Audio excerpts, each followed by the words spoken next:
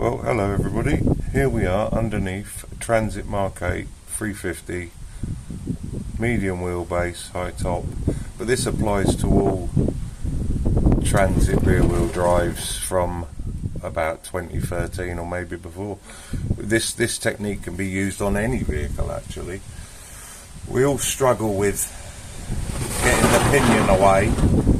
You have to excuse me, it's a bit windy here today.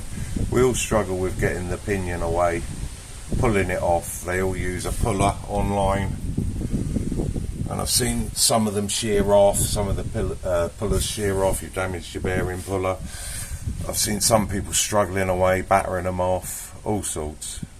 And then it came to me, just use two M12 bolts through the flange holes onto some blocks of metal so that it can push against the axle housing like this and like this. I've used a couple of plumbers' pipe guides, but any solid piece of metal that takes up that sort of gap, it's about an inch I guess, is going to work. And then as you wind it in on either side, take it in turns winding it in on either side, it starts to pull forward. Now I'm pretty sure this is what's happening here because it keeps going loose, so we just crank away on that for a bit until it feels tight.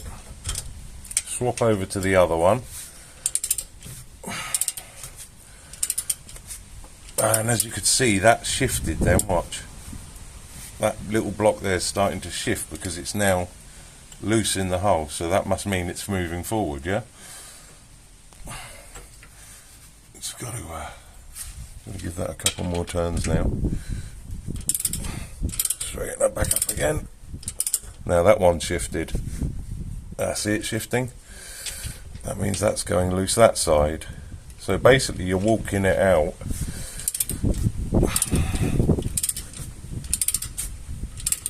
Loose again that side.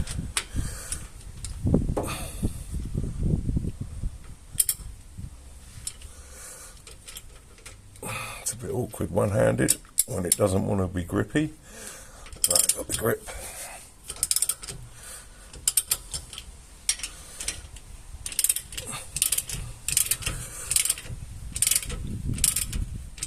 I mean, it's alright if you've got a giant puller that you've paid a load of money for. Them cheap ones off eBay ain't going to do it.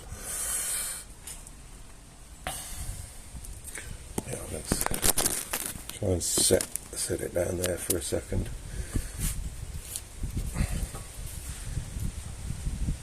Just retightening that by hand.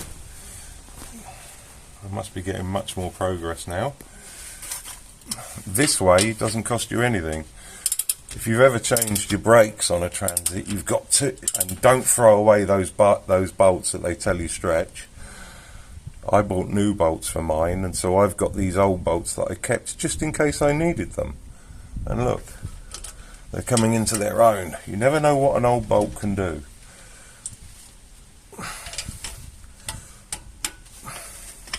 I haven't even bothered jacking the car up or nothing. Just whizzed it off with a cheap £100 and something heavy duty impactor off of Alibaba. That will serve me a load. That gets wheel nuts off, brake hub nuts, everything, gets everything off. It undone this. It took a bit of a battle, but it got that off, that rusty old giant nut that everybody struggles with as well. So I'd recommend getting something like that. One of the ones that says it's thousands of Newton meters or whatever, you know, ridiculous claims, but get one of those and I think you'll be set. Well, I can see it's clearly coming forward now. I'll just keep going a bit more.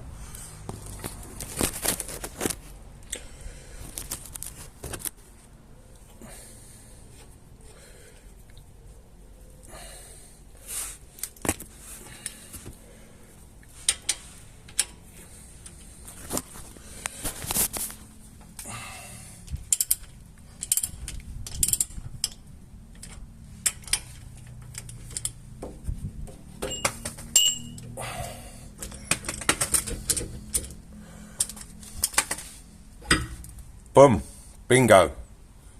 How easy was that? No need for all that fuss.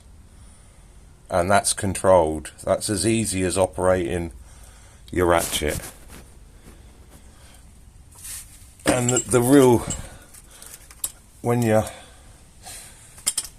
undoing your prop shaft bolts in Britain, I think they're these hex ones, but in America they've got like some sort of 12-point ones. You may find you've got the 12-point ones, I don't know, but that's a 5/8. It's not any other measurement. The tightest, snuggest fit for that, for your prop shaft flange, is a 5/8. Cheers now. Good luck with it.